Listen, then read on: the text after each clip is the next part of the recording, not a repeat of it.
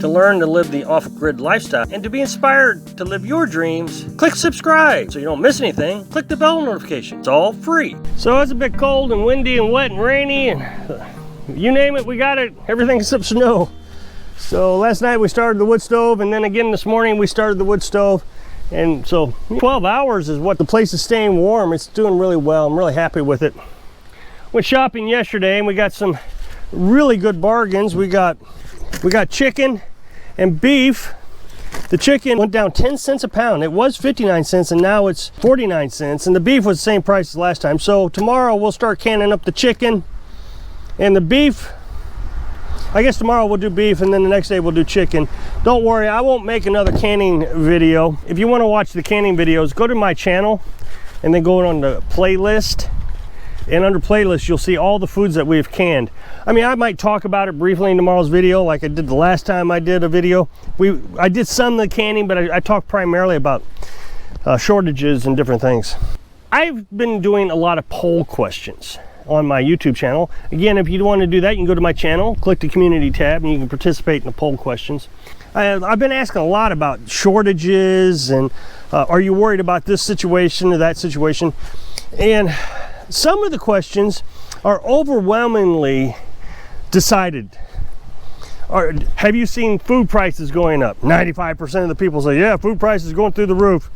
Have you seen food shortages? Yeah, 95% of the people are seeing food shortages. I've been kind of guiding my YouTube channel in that direction, at least for a while, because I think a lot of people are concerned about what's going on in the world. I think I'm gonna have to get out of the rain. Otherwise, you won't be able to see me here shortly because my lens will be covered up with water. I've been talking about security and raising chickens and canning, stockpiling wood, stockpiling food. Not that we're trying to be preppers, we're just being prepared for the obvious. This is actually here, we need to do something about it right away. And I've also done a lot of videos on wood heat. Obviously, we live off wood heat. We have a backup propane heater sitting right here, a little Mr. Heater portable buddy that we run off a 20-pound tank. I've only used it a couple times and then we just went straight to firewood. But the reason we used it was basically to test it out, make sure to warm the place up. The only reason we really have it, I broke the window in the wood stove and that was a $200 replacement.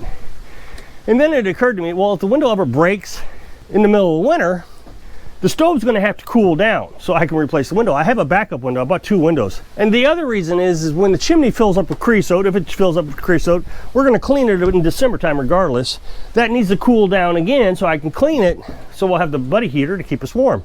And the only grid item I guess you could really say we have, other than internet, but I got to have internet for work. So I kind of separate my life between my life and work. But other than that, the only thing we have is propane. Now, really the propane isn't a necessity. It's a luxury item to us. So we can cook, for example, with propane, or we can use our cooking appliances that we've built over here. And she uses those quite a bit. Of course, she wouldn't use them today, it's raining. But you get the idea. So the propane is kind of just a backup to that. We have a water heater, on-demand water heater. We use propane for that. Again, we could heat water with firewood. We got tons of branches laying in the back that we could use. We got rocket stove over there. It heats it up pretty quick. So again, propane is used for that. The only reason we have to have propane, the only reason, is for our pressure canner. Our pressure canner, we can't put on the wood fire. If we want a pressure can, we got to use propane. But other than that, everything else we got a backup system for. So I feel like we're in really good shape. We got electric on the solar panels. Our backup is a generator. We have a generator that we can run to charge batteries. That's all we really have to do. So we run it no more than 4 hours at a time, even if we were going to run it. The rest of the time we just run off batteries. So we don't even use that much gas.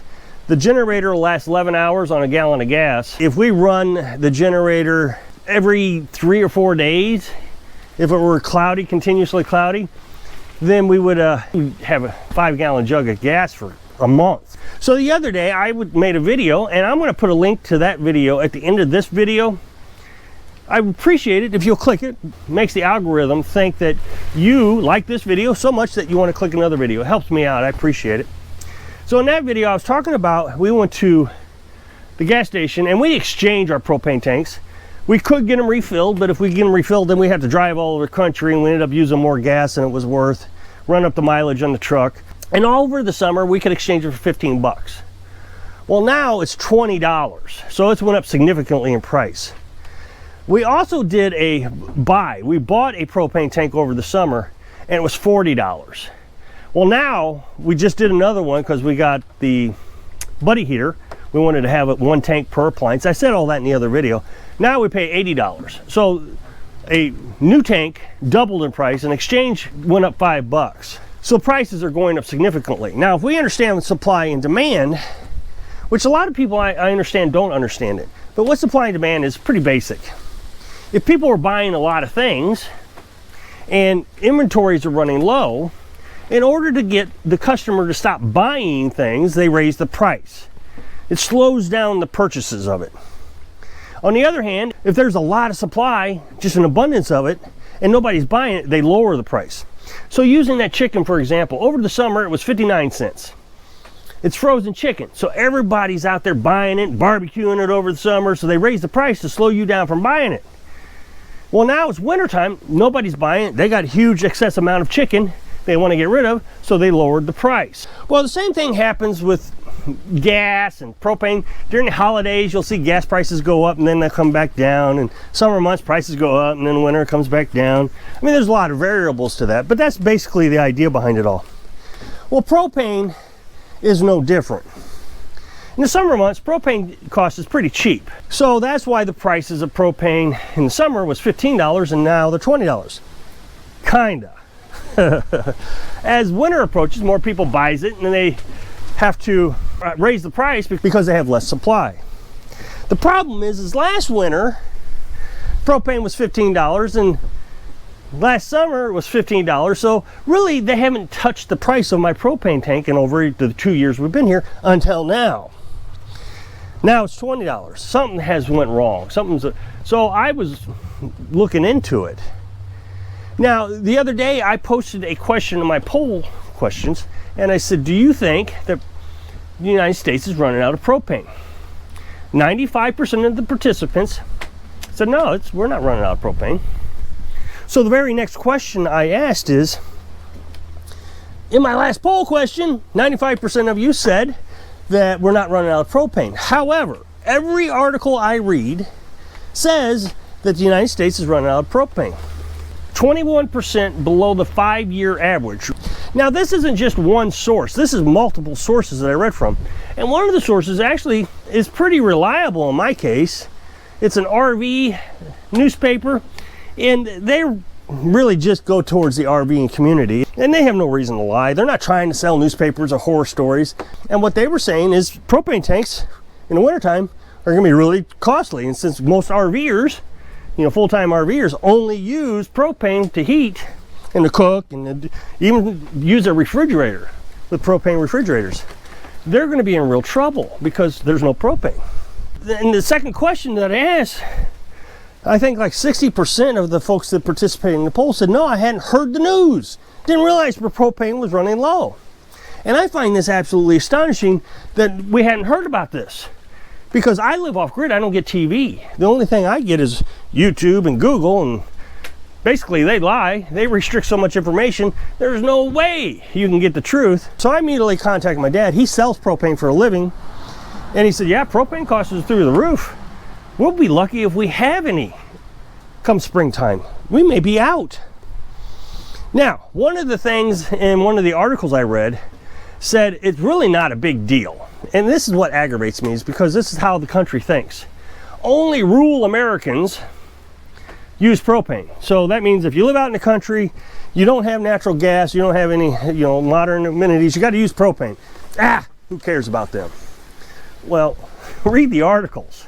It's not just propane. Natural gas is in limited supply. Electric grids could go down because there's not enough coal, and there's not enough gas, and there's not enough this, and I mean, it was just endless amounts of, we're running out of energy for whatever reason. Now, what I find interesting is when I make a poll about food shortages or cargo ships, everybody agrees, yeah, there's shortages. Christmas time is going to be bad. But when we talk about heating, it's like nobody really cares. It'll be okay. But yeah, this is pretty serious. And I'm trying to encourage folks to trust their gut. Okay, so there's shortages on toys, so we won't have a good Christmas. There's shortages on food, so we won't have a good Thanksgiving dinner. The electric companies are saying there may not be enough energy to power your homes in the wintertime if there's an excessive amount of cold snaps. Well, we saw that last year in Texas. I'm really trying to encourage folks to think about alternative heat sources. Maybe kerosene. Kerosene is very expensive, but it's pretty abundant. You go to Ace Hardware and they can just fill you up with kerosene. You can buy these little kerosene heaters. Now, the one thing I really try to encourage folks is firewood. Firewood is just so easy to come by. Even if you're in a city area, you can go and look, get on Facebook Marketplace, which is exactly what I do, and everybody's giving it away. Here's a source that if you were to go buy it from somebody, is $125 a truckload.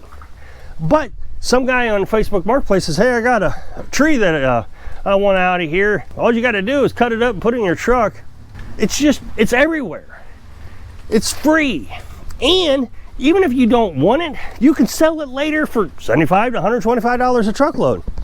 Now, I understand that you'd have to install a wood stove, and I understand that some insurance companies won't let you in. I also understand there's a lot of people who live in apartments that you may have to find an alternative heat source. So the other day, I made a video, and I'm going to put a link to that video at the end of this video. I would appreciate it if you'll click it. So I hope I can inspire you to be prepared so you can live your dream. Thanks for watching.